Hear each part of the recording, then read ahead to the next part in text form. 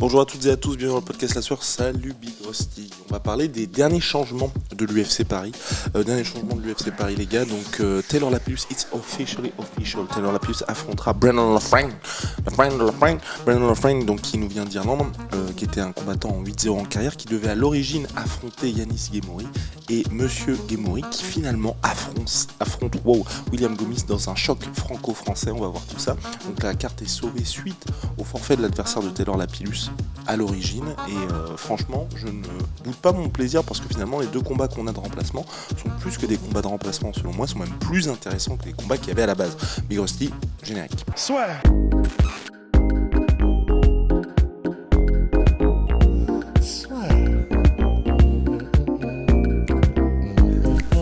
UFC et Celios sont associés pour une collaboration inédite des vêtements à la fois stylés et sportswear. Pour marquer le coup, Celios est associé à Cyril Gane. La collab est folle, ils offrent même un voyage à Vegas.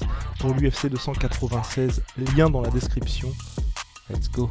Donc Big Rusty, le retour de Taylor Lapillus finalement se fera contre Monsieur Lafrane qui a quand même envoyé une petite bastos au public français. On vous montrera ça dans le tweet qui s'affiche quelque part sur l'écran. Par rapport au changement, je pense qu'il a été un petit peu déçu de ce qui s'est passé. Finalement, c'est vrai que pour lui, il se retrouve face à Taylor Lapillus qui fait son retour à l'UFC, mais qui a une grosse expérience, ancien champion d'Ares et qui a une défaite seulement depuis ses débuts à l'UFC. À quoi peut-on s'attendre ? Déjà, je viens d'aller voir effectivement. Je sais pas pourquoi ça m'avait pas choqué par le passé, mais il est de la team Cowbone en fait, Carlin Lafrane, donc c'est-à-dire en gros la team de Darren Till, la team de Thomas Pinal, en tout cas pour ce qui est du striking. Donc effectivement, ça m'étonne moins qu'il soit très prêt à faire du trash talk, etc. Parce que c'est vrai que ça ressemble beaucoup effectivement à la team la team Cowbone de Liverpool, Darren Till, les vibes un peu. Et donc ça veut aussi probablement dire que debout, ça va envoyer. Probablement, de toute façon, il a 5 KO sur ses 8 victoires, donc c'est pas pour rien. C'est bien pour Taylor Lapillus, parce que c'est un tel technicien Taylor qu'à la limite, s'il y a un mec qui est un peu agressif debout et qui veut aller vraiment à la bagarre, au KO, pour Taylor, c'est pas plus mal.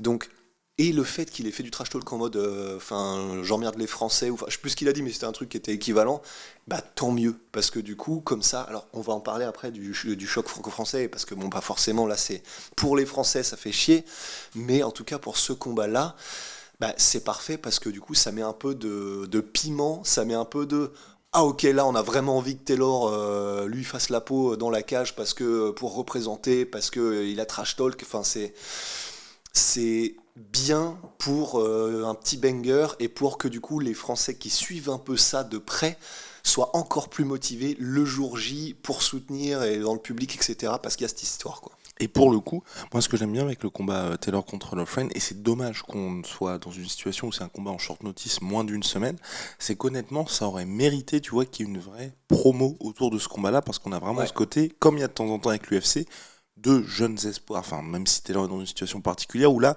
c'est deux gars où je pense sur lesquels l'UFC mise de manière égale, et on n'est pas dans une situation où c'est clairement on envoie quelqu'un au casse-pipe face à Taylor Lapillus ou face au mec local qui est là pour briller tout simplement. Donc ça va être très intéressant.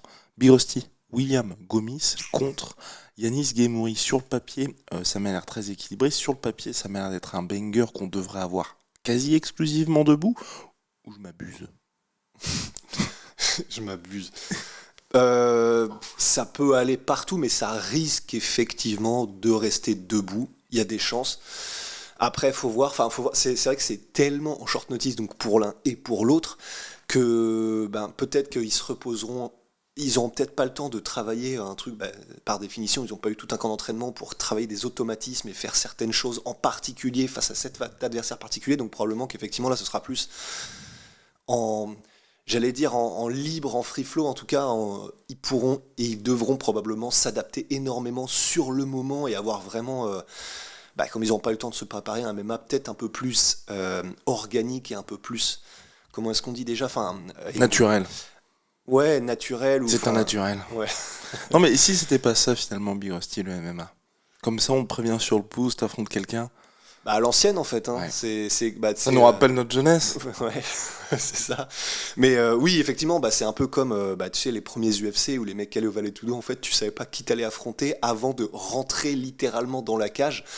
Et effectivement, du coup, bah, tu arrives avec toi, ton set de compétences particuliers, et tu dois l'adapter comme ça sur le moment dans le combat.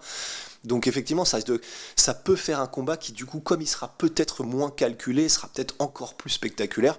Mais en tout cas, ce qui est vraiment assez classe aussi, c'est que bah, on a pu parler aux deux teams, donc la team de Yanis et la team de William, et que c'est assez stylé parce que, évidemment, que les deux auraient préféré que ce soit pas un Français. Ça, c'est une évidence. Ils sont en mode, bon, bah ouais, ça fait vraiment chier parce que bah, c'est vraiment le dernier truc qu'on veut sur un UFC France. Mais par contre, c'est assez cool parce que les deux sont en mode, ils ont vraiment compris le game. Et du coup, on parlait à la team de Yanis. Et en gros, ils sont vraiment en mode, mais bon, bah, c'est comme ça. C'est le taf, c'est l'UFC.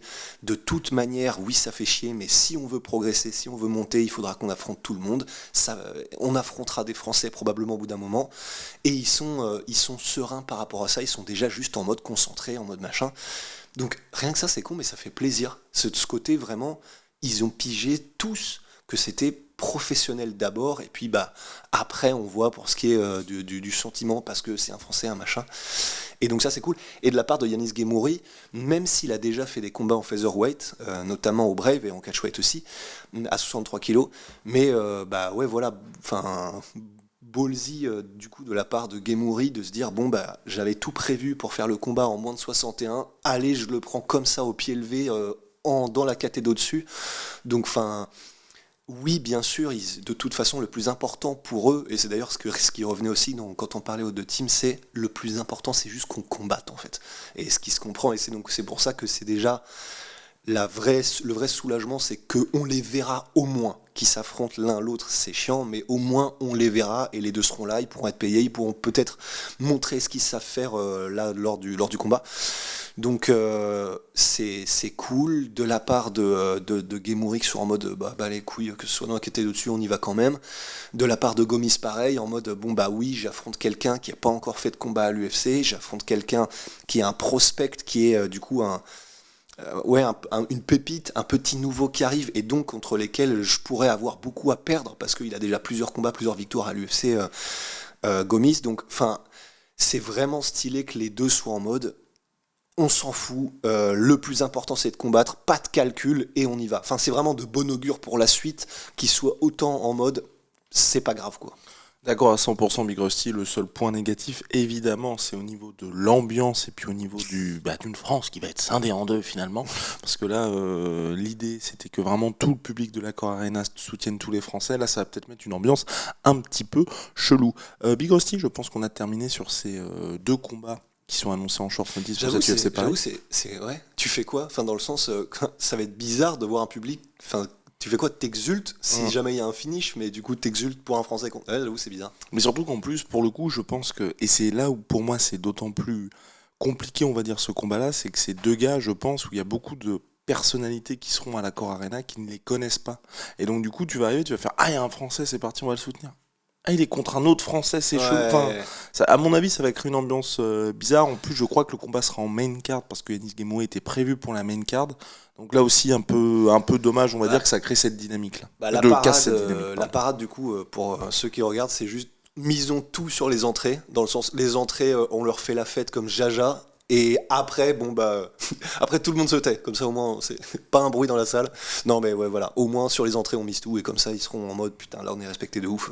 Quoi qu'il arrive. Respect on their name. Big Hostie, on a terminé. Shout out à Holy Moly, Big Hostie. Holy Moly, c'est quoi? C'est la révolution des boissons énergisantes. C'est en poudre. C'est made in Allemagne. C'est bien moins polluant que les boissons classiques. Code la sur 5. Parce que c'est de la poudre. Pour votre première commande. La sur 10, code la sur 5, vous avez droit à moins 5 € pour votre première commande. Moins 10% avec le code la sur 10 pour vos commandes récurrentes. Voilà la tienne, Big Hostie. Et puis vous connaissez ma Sweet Protein, sponsor historique du podcast La Sueur, moins 30% sur tout My Sweet Protein avec le code La Sueur. Big Rusty, c'est Tipabo, ça c'est formidable. On se retrouve très très vite en tout cas pour de nouvelles aventures cette semaine de l'UFC Paris.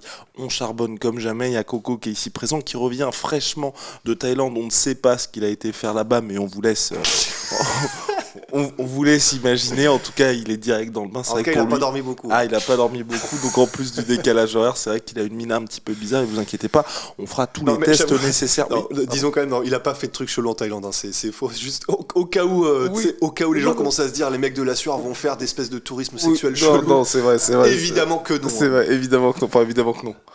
Non, arrête. Allez, à très très vite. Entre dans l'octogone avec Unibet. Qui sera le vainqueur du combat? En combien de rounds? Fais tes paris sur l'app numéro 1 et profite de 100 € de bonus sur ton premier pari. Pariez sur l'appli numéro 1 avec Unibet.